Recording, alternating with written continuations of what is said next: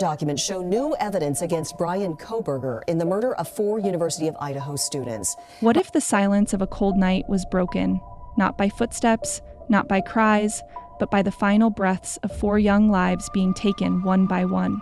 That's exactly what happened on the night of November 13th, 2022 in the small college town of Moscow, Idaho. 4 University of Idaho students, Kaylee Goncalves, Madison Mogen, Zana Kernodle, and Ethan Chapin, were brutally murdered inside their off-campus home at 1122 King Road. A place that once echoed with laughter, late-night talks, and college memories became the scene of one of the most chilling crimes in modern American history. The house was 3 stories tall, and that night death visited all 4 the timeline of terror. At approximately 4 a.m., a man entered the home while 6 people were inside.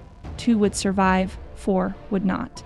It's believed that the killer first attacked Ethan Chapin and Zana Kernodle, who were on the 2nd floor. They were a couple, both just 20 years old, spending the night together. Investigators believe Ethan was the first victim, likely caught by surprise. He was found with multiple stab wounds to the chest and neck, deep enough to puncture vital organs. Some of the injuries were so forceful, the blade tore through muscle and struck bone. He likely died within moments. Then came Zana. And this part is difficult. Zana fought back. She had defensive wounds on her hands, as if she had grabbed at the knife itself in a desperate attempt to survive. She had wounds on her arms, her neck, and chest. Her autopsy showed more than 10 stab wounds, bruising on her knuckles, torn fingernails. She didn't go quietly. She fought for her life, and that alone says something about the terror she felt in those final seconds. And yet, the killer, he moved up to the 3rd floor where Kaylee Goncalves and Madison Mogen, both 21, were sleeping in the same bed. The attack was just as violent. Kaylee and Madison were close friends since childhood. The 2 had returned home from a night out and were already asleep. Autopsy reports indicate that Kaylee had the most severe injuries, with wounds so deep they were described as significantly more brutal than the others. She had multiple stab wounds to the chest, stomach, and upper torso. Some reports suggest her injuries were so horrific, even veteran investigators struggled to process what they saw. Madison, sleeping beside her best friend, had similar wounds, slashes across her torso and punctures through her lungs and ribs. The medical examiner concluded that both girls died quickly, likely in their sleep. If there's one small mercy in this, it's that they may not have had time to be afraid. And then he walked out. The survivors, one of them later told police she saw a tall, masked man dressed in black with bushy eyebrows walking silently past her and out the door. She didn't understand what she'd witnessed. She froze, locked herself in her room, and waited. Hours passed before police were called. Human silence is the loudest thing you know. What strikes me the most about this case? The silence. There were no screams that the neighbors heard, no alarms, no broken windows, just stillness.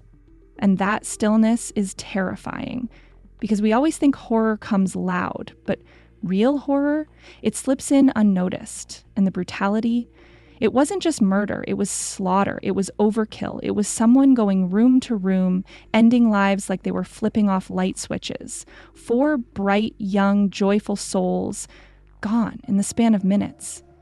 I can't even imagine what it must have felt like to be there. To wake up and realize the person sleeping beside you just took their last breath. This wasn't just a crime, this was a surgical, precise, and remorseless execution.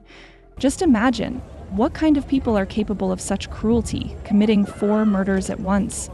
What kind of hatred or madness drives someone to extinguish humanity like this? Now that we've understood the disturbing details of the crime, let's shift our focus towards the investigation. How did law enforcement begin to untangle this complex case? What clues led them to the suspect? And most importantly, what were the key pieces of evidence that ultimately exposed the killer's identity? The morning of November 13th, 2022 began with a nightmare. Just before noon, a frantic 911 call was made from one of the surviving roommates' phones. Location of your emergency. Something is happening. Something's happening in our house. We don't know what. What is the address of the emergency? 1122.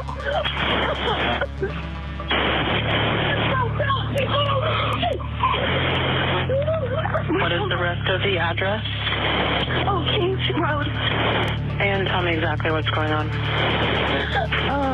One of the roommates has passed out, and she was drunk last night and she's not waking up. Okay. Oh, and they saw some man in their house last night. At 11:58 a.m., reporting that someone in the house was unconscious, department arrived at 1122 King Road. They walked into a scene that they themselves later described as one of the most disturbing they had ever witnessed. What they found were 4 young people stabbed to death in their own home. No forced entry, no apparent motive, and no suspect in sight. The crime scene and first clues. When police entered the house, they immediately noticed the sheer brutality. Blood had soaked into floors and walls. There were signs of struggle in some rooms and complete silence in others.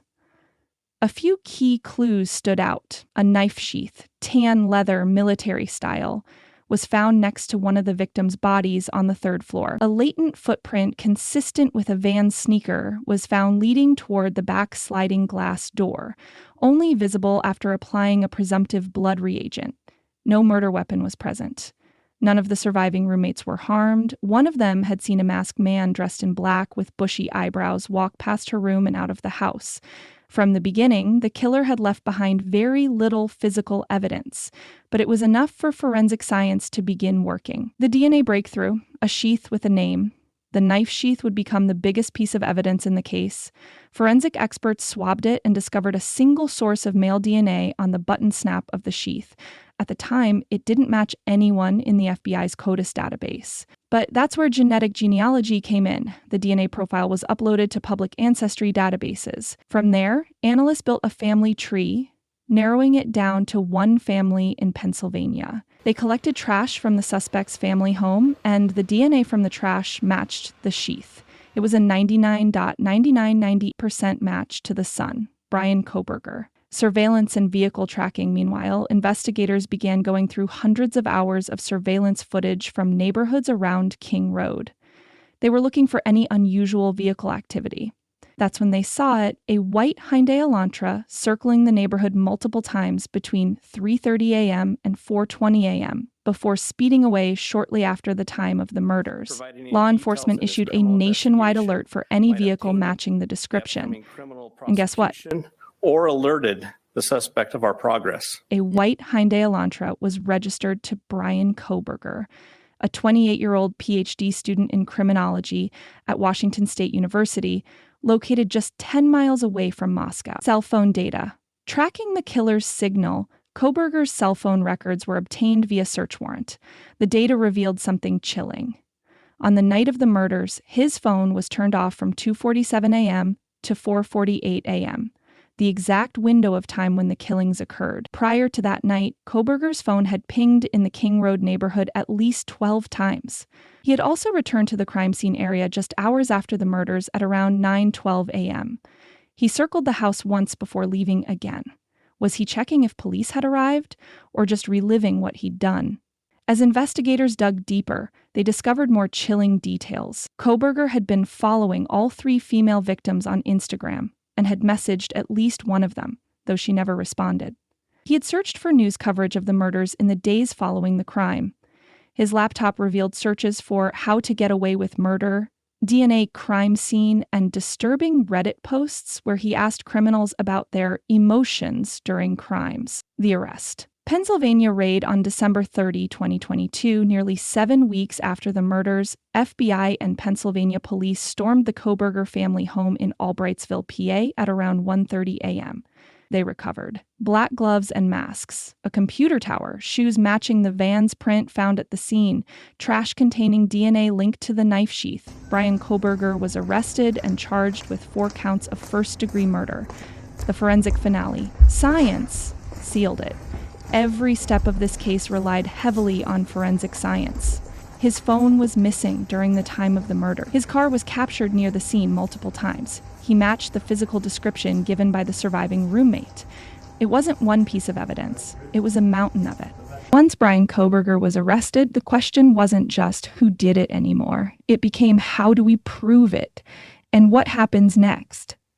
The world had already seen the brutality of the crime. The investigation had pieced together a chilling puzzle. But now it was time for the system to respond. The court was where this story would either crumble or hold up under the weight of justice. So let's walk through exactly what's happened in the legal process so far. Every charge, every major hearing, every key point made in court. The charges filed: 4 counts of first-degree murder, 1 for each of the victims: Kaylee Gonzalez, Madison Mogan, Xana Kernodle, and Ethan Chapin. 1 count of felony burglary for unlawfully entering the home with the intent to commit murder. That's 5 charges in total, each carrying severe penalties. May 17, 2023, grand jury indictment. A grand jury formally indicted Kohberger, confirming that there was enough evidence to skip the preliminary hearing and move forward to trial. Just 5 days later, on May 22, Kohberger appeared in court for his arraignment. He didn't speak, he didn't plead guilty or not guilty, he simply stood silent. And so the judge entered a not guilty plea on his behalf. June 26, 2023, death penalty announced. This was a major turning point. Prosecutors declared that they would seek the death penalty. They cited specific aggravating factors. The murders involved multiple victims. The crime was especially heinous, atrocious, or cruel. Kohberger had shown a disregard for human life. The judge approved the prosecution's request, putting Kohberger on track for a capital punishment case. September 2024, change of venue. By this time, the media coverage around the case was massive. Kohberger's attorneys argued that he couldn't get a fair trial in Moscow, Idaho, due to overwhelming publicity. On September 9, 2024, the judge agreed. The trial was moved to Boise, Idaho, and assigned a new judge, Judge Stephen Hippler. This decision slowed things down, but was seen as necessary to preserve fairness. October 9, 2024, trial date confirmed. Judge Hippler confirmed the timeline. Jury selection will begin on July 30, 2025. The trial will officially begin on August 11, 2025. That gave both legal teams a full year to prepare. April 9, 2025, key hearing highlights. This was one of the most important pre-trial hearings yet. Several motions were presented, and Judge Hippler made critical decisions. Suppression motions. The defense asked the court to exclude the Amazon purchase records showing Kohberger had bought a K-bar knife. They also tried to block eyewitness descriptions, academic writings on crime, 911 call was recording, and even a selfie Kohberger allegedly took near a shower. The judge took these under advisement, but most of the evidence remained on record. Death penalty arguments. Kohberger's lawyers tried to get the death penalty removed, citing his autism spectrum disorder as a mitigating factor. The judge ruled that autism may be presented during sentencing if he's convicted, but cannot be used to dismiss the death penalty beforehand. Courtroom language. The judge ordered that prosecutors cannot use labels like psychopath, sociopath, or murderer during trial to avoid prejudicing the jury. Special prosecutor added, former U.S. Attorney Joshua Hurwitz joined the prosecution team to strengthen the state's arguments. Where things stand now, as of today, Bryan Kohberger is charged with 5 serious offenses. He is awaiting trial in Boise, Idaho. Jury selection begins July 30, 2025. Trial starts August 11, 2025. If convicted, he could face life in prison or death. Let me summarize the current status of this case. As of April 12, 2025, charges. Bryan Kohberger has been indicted on 4 counts of first-degree murder and 1 count of felony burglary in connection with the November 13, 2022 killings of 4 University of Idaho students: Ethan Chapin, Xana Kernodle, Madison Mogan, and Kaylee Gonzalez. Trial status.